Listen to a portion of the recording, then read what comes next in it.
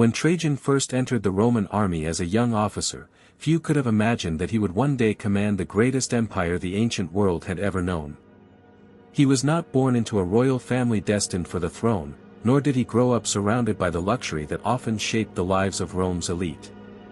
Instead, his childhood prepared him for discipline, responsibility, and service. Born in the Roman province of Hispania, in what is now modern-day Spain, he grew up in a military household where duty to Rome was valued above personal ambition. His father was a respected general and statesman, giving the young Trajan a first-hand view of the sacrifices required to defend an empire. From an early age, he learned that honor was not inherited but earned through courage, loyalty, and relentless effort. As he matured, Trajan followed the path expected of a Roman noble with military aspirations, but he quickly distinguished himself from many of his peers. Rather than relying on family influence alone, he embraced the hardships of military life with determination. Roman officers were expected to endure the same exhausting marches, dangerous campaigns, and harsh climates as the soldiers they commanded, and Trajan willingly accepted every challenge. He spent years serving on distant frontiers where discipline was tested daily, learning how to command men under pressure and how to make decisions when every choice could determine the survival of an entire legion. These experiences forged not only his military skill but also his character, teaching him that effective leadership demanded both strength and humility. The Roman Empire during Trajan's early career stretched across vast territories, and its borders were constantly threatened by ambitious enemies. Along the Rhine and Danube frontiers, powerful Germanic tribes watched for weaknesses, while eastern kingdoms sought opportunities to challenge Roman authority. These dangerous frontiers became Trajan's classroom. He observed experienced commanders organizing defenses, planning campaigns, and maintaining discipline among thousands of soldiers stationed far from home. He learned that Rome's greatness depended not merely on brave warriors but on careful planning, reliable logistics, and leaders who inspired confidence even during the darkest moments of uncertainty. Every assignment expanded his understanding of warfare and governance, preparing him for responsibilities far greater than he could yet imagine. Unlike many ambitious politicians in Rome, Trajan earned his reputation through actions rather than speeches. His fellow officers respected him because he shared their burdens instead of demanding comfort for himself. He marched alongside his troops through mud, snow, scorching heat, and unforgiving terrain. He inspected camps personally, ensured that supplies reached the soldiers, and remained visible during difficult campaigns. Roman legionaries noticed these qualities. They recognized a commander who did not hide behind ranks or titles but accepted the same risks they faced. Such leadership created loyalty that could never be purchased with wealth or commanded through fear alone. Soldiers willingly followed leaders who proved every day that they valued duty above privilege. His growing reputation eventually brought him to the attention of Emperor Domitian, under whom Trajan continued to rise through the ranks. He commanded legions with distinction and demonstrated remarkable competence in maintaining order during periods of political uncertainty. While the imperial court often became a place of intrigue, suspicion, and personal rivalries, Trajan remained focused on his responsibilities as a military commander. His success came not from manipulating politics but from consistently delivering results on the battlefield and earning the admiration of those who served beside him. Across the empire, his name became associated with discipline, reliability, and unwavering commitment to Rome's interests. The turning point in Trajan's life arrived after the assassination of Emperor Domitian in 96 AD. Rome entered another period of uncertainty as the elderly Emperor Nerva assumed power. Although respected for his wisdom, Nerva lacked the strong military support necessary to stabilize the empire completely. The Roman army remained the backbone of imperial authority, and without its confidence, no emperor could hope to govern effectively. Recognizing this reality, Nerva sought a successor who possessed not only administrative ability but also the complete trust of the legions. His choice surprised some members of Rome's political elite, yet it delighted the soldiers stationed across the empire. He adopted Trajan as his heir, ensuring a peaceful transfer of power based on merit rather than bloodline. This adoption represented one of the most significant moments in Roman history. Unlike hereditary monarchies where birth alone determined succession, Rome briefly embraced the principle that the most capable individual should inherit supreme authority.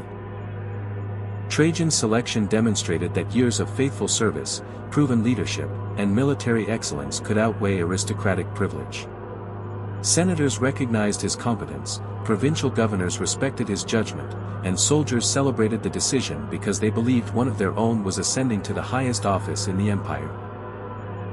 For countless Romans, this transition offered hope that stability, justice, and effective leadership would replace uncertainty and political conflict. When Emperor Nerva died in 98 AD, Trajan became ruler of the Roman Empire without the violence or civil war that had so often accompanied changes in power.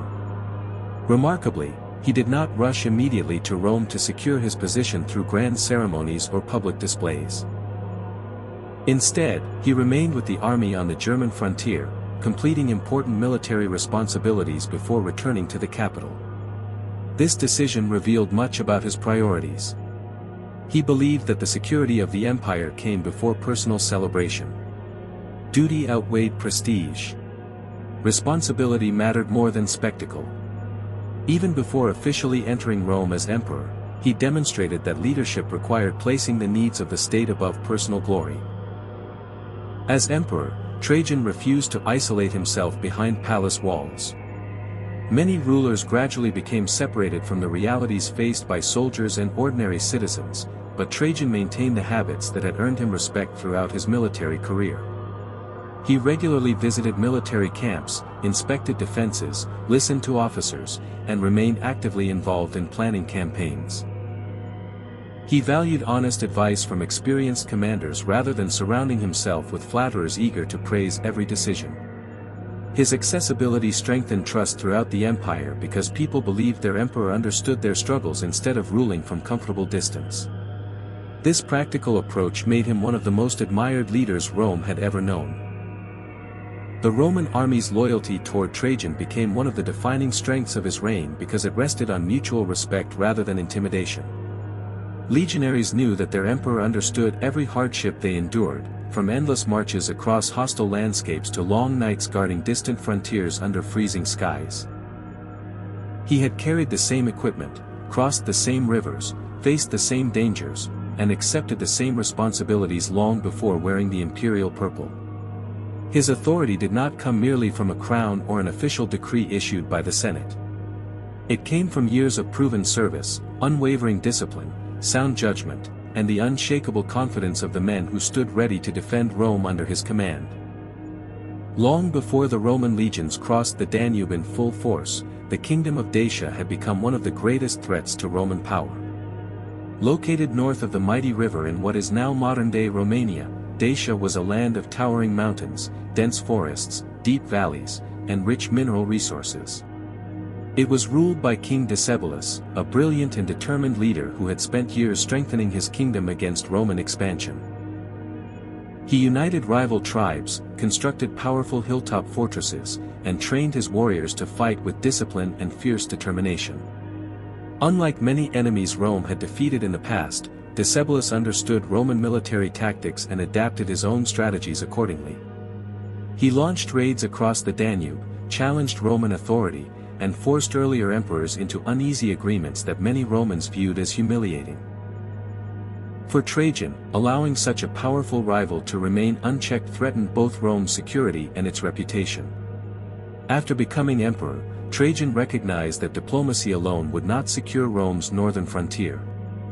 A lasting solution required decisive action. Before launching his campaign, he prepared with extraordinary care, understanding that success depended not only on bravery but on planning. Thousands of legionaries were assembled from across the empire, accompanied by auxiliary troops recruited from distant provinces.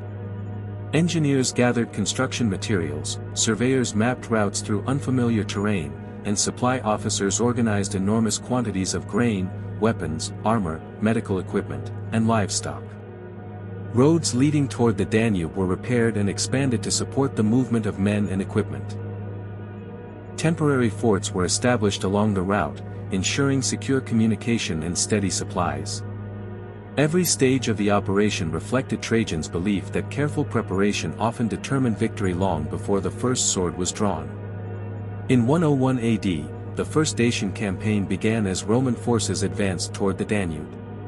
Crossing such a formidable natural barrier was itself a major military achievement. The river marked not only a geographical frontier but also the boundary between Roman civilization and a fiercely independent kingdom.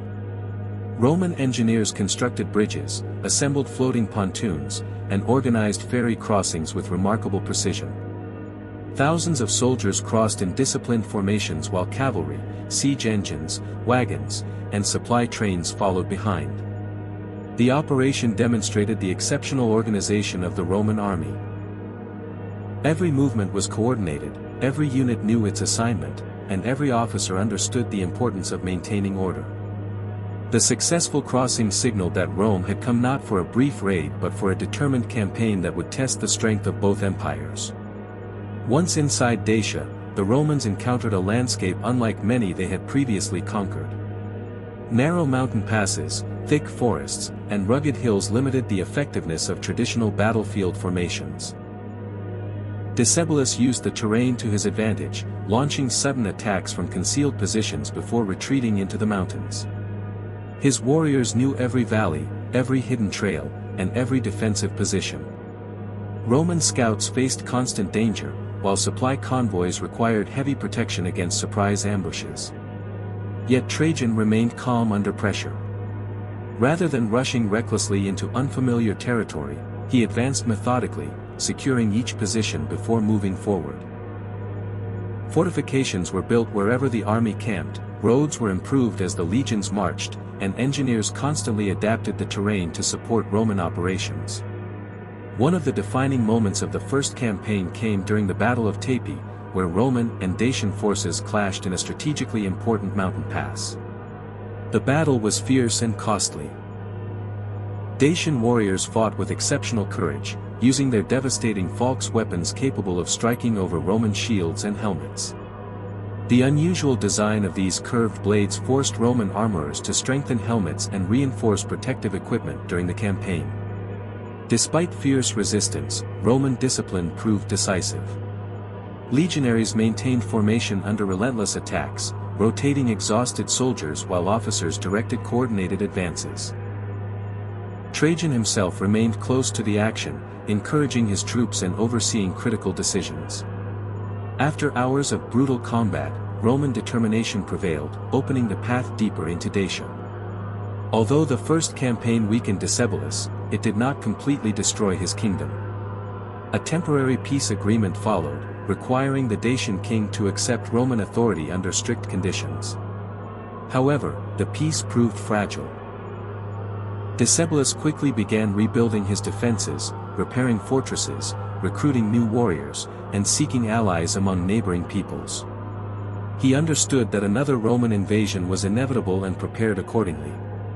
Reports reaching Rome confirmed that Dacia remained a serious threat. Trajan realized that incomplete victories often created even greater dangers than temporary defeats. If Rome wished to secure its northern frontier permanently, a second and final campaign would be necessary. Before launching the second invasion in 105 AD, Trajan ordered one of the greatest engineering projects of the ancient world. Under the direction of the brilliant architect Apollodorus of Damascus, Roman engineers constructed a massive stone bridge across the Danube. Stretching over 1 kilometer in length, supported by enormous masonry piers, it became one of the longest bridges ever built in antiquity. The bridge dramatically improved the movement of troops, supplies, siege equipment, and reinforcements. It demonstrated Rome's remarkable ability to overcome natural obstacles through engineering rather than merely relying on military force. For the Dacians, the bridge symbolized the relentless determination of an empire capable of reshaping rivers themselves in pursuit of victory. The second campaign was even more determined than the first. Roman armies advanced systematically toward the heart of the Dacian kingdom, capturing one fortress after another. Massive siege engines battered defensive walls while engineers built ramps, towers, and earthworks to overcome difficult terrain. Roman soldiers cut through forests, diverted streams, and established fortified camps at regular intervals to secure their lines of communication. Every captured position tightened the pressure on Decebalus. His once formidable network of mountain fortresses gradually fell under relentless Roman assault. Despite fierce resistance and repeated counterattacks, the disciplined coordination of Rome's legions steadily overwhelmed the defenders. The final struggle centered on Sarmazegetusa Regia, the Dacian capital hidden among the mountains. Recognizing that direct assaults would prove costly, Roman engineers employed another demonstration of tactical brilliance. They identified and cut off the city's water supply, weakening its defenders without unnecessary losses. As food and water became scarce, morale inside the fortress collapsed. Roman siege engines continued their bombardment while legionaries advanced closer to the walls. Eventually the defenses failed, and the capital fell into Roman hands. Rather than surrender and face capture, King Decebalus chose to end his own life, bringing an end to organized Dacian resistance. His death marked the conclusion of one of Rome's most difficult and hard-fought wars. The conquest of Dacia transformed the Roman Empire in ways that extended far beyond the battlefield. Vast quantities of gold and silver from Dacia's mines flowed into the imperial treasury, providing resources that funded ambitious construction projects throughout the empire. Veterans received land in the newly established province, encouraging settlement and strengthening Roman control over the region. New roads, bridges, towns, and military forts connected Dacia with the rest of the empire, promoting trade and cultural exchange. The victory also enhanced Trajan's prestige, earning him widespread admiration among soldiers, senators, and ordinary citizens alike. The campaigns became immortalized on Trajan's column in Rome, where intricately carved scenes continue to tell the story of the discipline, engineering skill, courage, and determination that secured one of the greatest military triumphs in Roman history. With the conquest of Dacia complete and Rome's northern frontier secured, Trajan turned his attention toward shaping an empire unlike anything the ancient world had ever witnessed. Military victories had expanded Roman influence, but Trajan understood that conquering territory was only the beginning of a ruler's responsibility. An empire could not survive on battlefield triumphs alone. It required stable provinces, prosperous cities, secure trade routes, and a government capable of uniting millions of people across thousands of miles. Rather than allowing newly conquered lands to remain isolated or neglected, Trajan sought to integrate them into the Roman world. Roads were extended, administrative systems were established, and experienced governors were appointed to maintain order. His vision reached far beyond temporary glory. He intended to build an empire whose strength rested equally upon military power, economic prosperity, and effective governance. As peace returned to the northern frontier, Trajan looked toward the east, where powerful kingdoms had long competed with Rome for influence. Among these rivals stood the Parthian Empire, whose rulers controlled vast territories stretching across Mesopotamia and beyond. Tensions between Rome and Parthia frequently centered on the Kingdom of Armenia, a strategically important region situated between the two great powers. Whoever controlled Armenia gained a valuable buffer against invasion and influence over important trade routes linking east and west. When Parthian rulers attempted to install a king favorable to their interests without Roman approval, Trajan viewed the act as both a political challenge and a threat to Roman prestige. Determined to demonstrate Rome's authority, he organized another ambitious military campaign, one that would carry Roman legions farther east than ever before.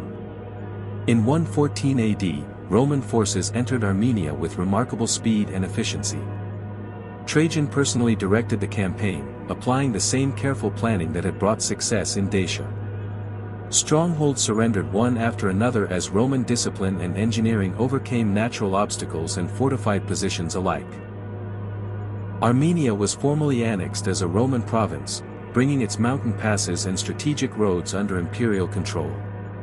The successful campaign strengthened Rome's eastern frontier while sending a clear message to neighboring kingdoms that Roman influence remained unmatched. Yet for Trajan, Armenia represented only the first stage of a broader vision that extended deep into the lands controlled by Parthia. Continuing his advance, Trajan led the Roman army across northern Mesopotamia, capturing important cities that had resisted Roman expansion for generations. Roman standards were raised over fortified settlements whose markets connected merchants from Persia, India, and the Mediterranean. Carefully organized supply lines allowed thousands of soldiers to operate across vast distances despite harsh climates and unfamiliar landscapes.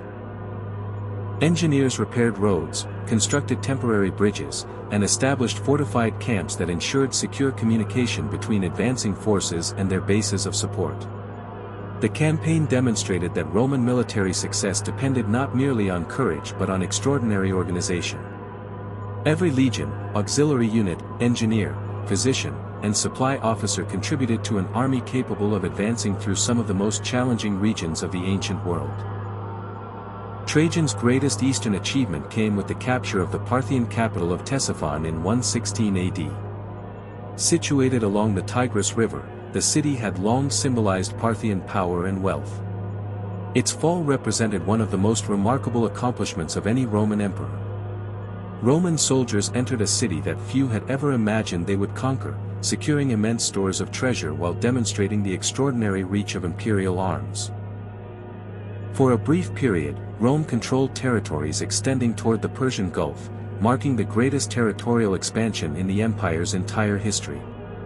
Maps of the Roman world reached their largest dimensions under Trajan, stretching from the Atlantic Ocean in the west to the distant rivers of Mesopotamia in the east.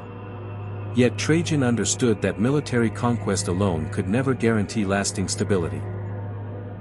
Throughout the empire, enormous resources were invested in infrastructure that connected distant provinces into a unified whole.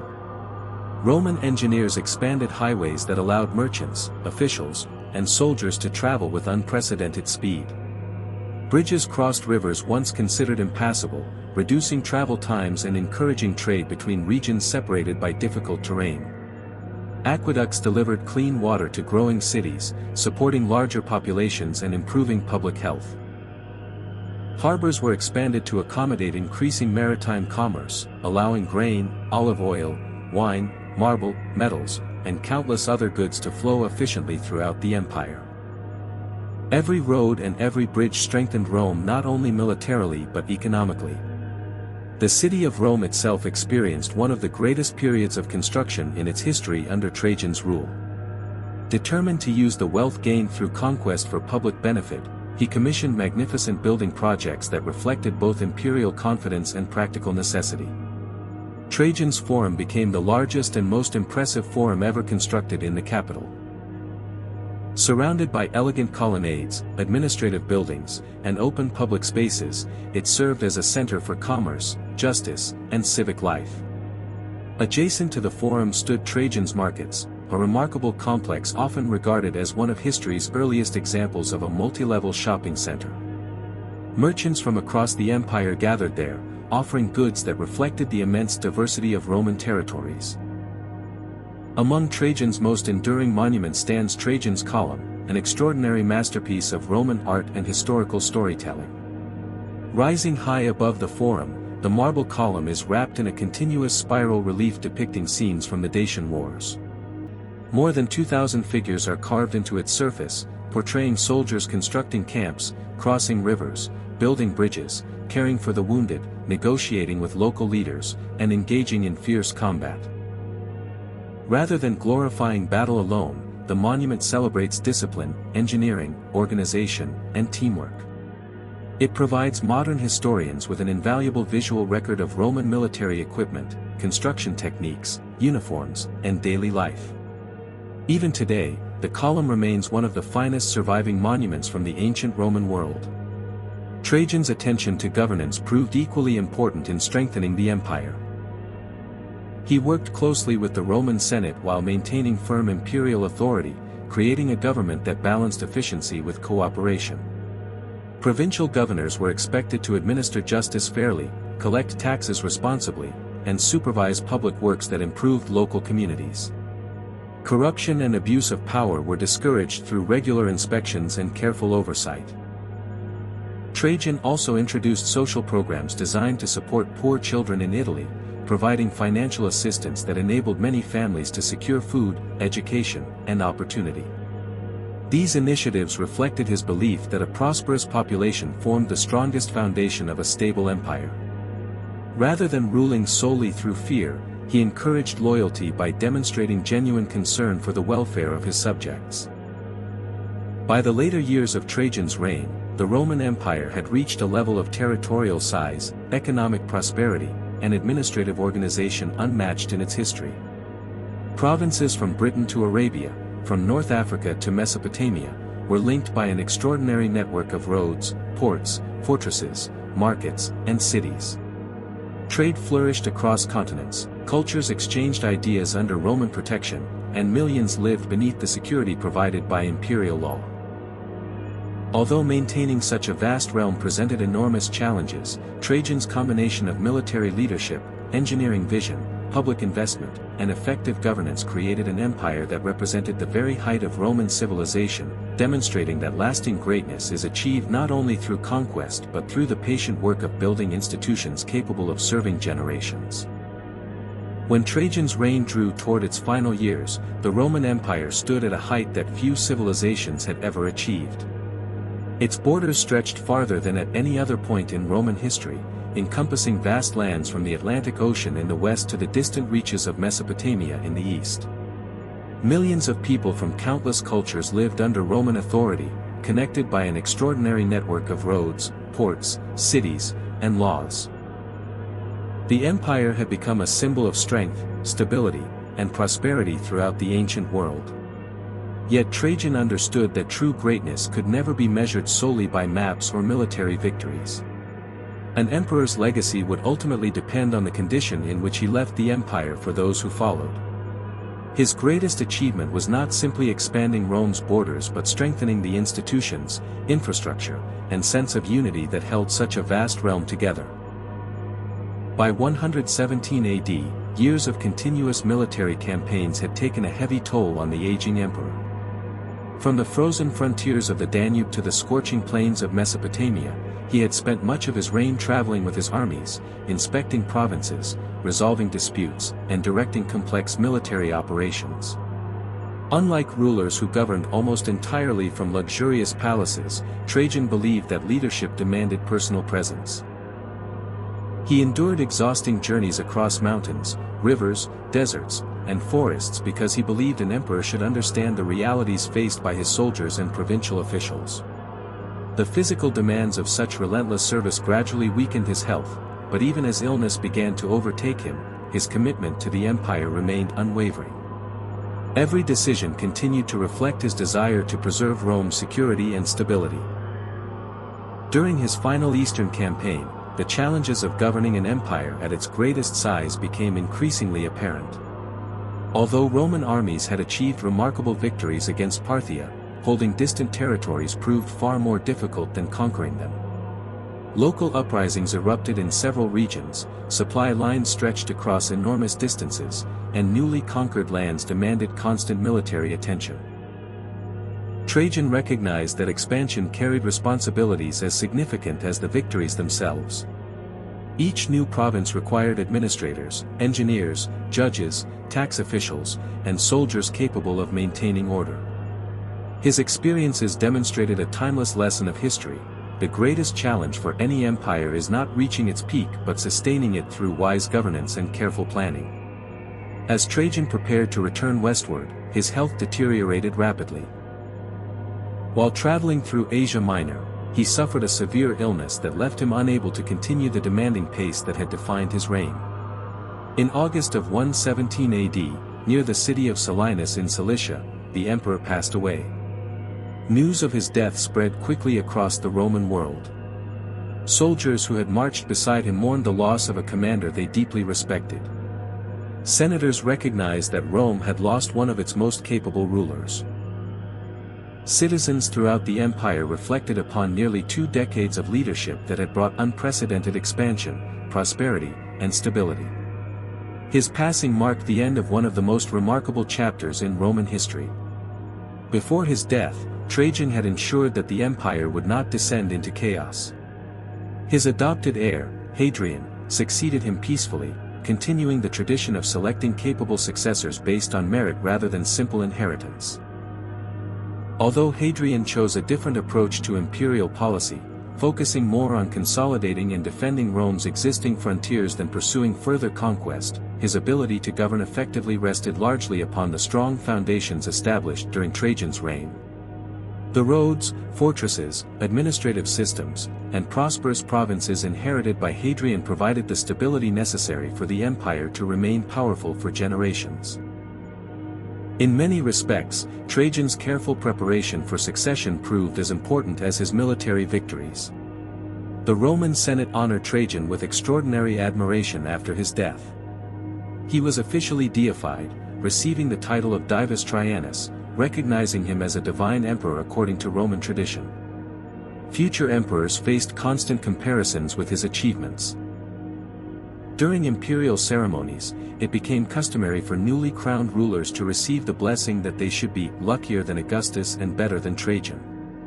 This remarkable expression reflected the immense respect he earned among both the political elite and ordinary citizens.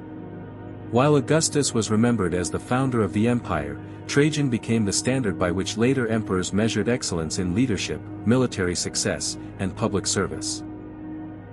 Historians across the centuries have consistently regarded Trajan as one of Rome's greatest rulers because his accomplishments extended far beyond conquest. He demonstrated that military strength should serve a larger purpose than personal glory. The wealth gained from successful campaigns was invested in public works that benefited generations of Romans. Forums, markets, bridges, roads, aqueducts, and monuments transformed cities across the empire, improving commerce, communication, and daily life. His policies encouraged fair administration, strengthened provincial governance, and promoted stability throughout diverse regions inhabited by millions of people. These achievements reveal a leader who understood that lasting greatness depends not only on winning wars but on improving the lives of those entrusted to one's care. Trajan's personal qualities also distinguished him from many rulers who came before and after him. Contemporary writers frequently described him as approachable, disciplined, and modest despite possessing absolute authority. He valued experienced advisors, welcomed honest opinions, and rewarded competence rather than flattery. His willingness to inspect military camps personally, travel extensively through the provinces, and remain connected with both soldiers and civilians created a level of trust rarely achieved by emperors. Leadership, in his view, required setting an example rather than merely issuing commands. This philosophy inspired loyalty because those under his authority believed their emperor understood the responsibilities he expected others to bear. The physical reminders of Trajan's reign continue to survive nearly 2,000 years later. Trajan's column still rises in Rome, its intricate carvings preserving scenes from the Dacian campaigns with astonishing detail. Sections of Trajan's Forum remain visible, allowing modern visitors to imagine the grandeur of the imperial capital during its golden age. Archaeological discoveries across Europe, the Middle East, and North Africa continue to uncover roads, bridges, forts, inscriptions, and public buildings associated with his administration. These enduring monuments provide tangible evidence of an emperor whose influence extended far beyond his lifetime. They remind historians that civilizations leave their greatest mark not merely through battles but through the institutions, infrastructure, and cultural achievements they create. Nearly every discussion of Rome's greatest emperors places Trajan among the very finest because his reign represented the empire at the height of its confidence, capability, and ambition. His military brilliance secured difficult victories against formidable enemies. His engineering projects connected distant provinces into a unified imperial network. His public works enriched the lives of ordinary citizens. His administrative reforms strengthened governance across an immense territory. His humility earned the loyalty of soldiers and the respect of senators. His example demonstrated that true leadership combines courage with wisdom, ambition with responsibility, and authority with service, creating a legacy that continued to shape Roman civilization long after the legions that marched beneath his command had faded into history.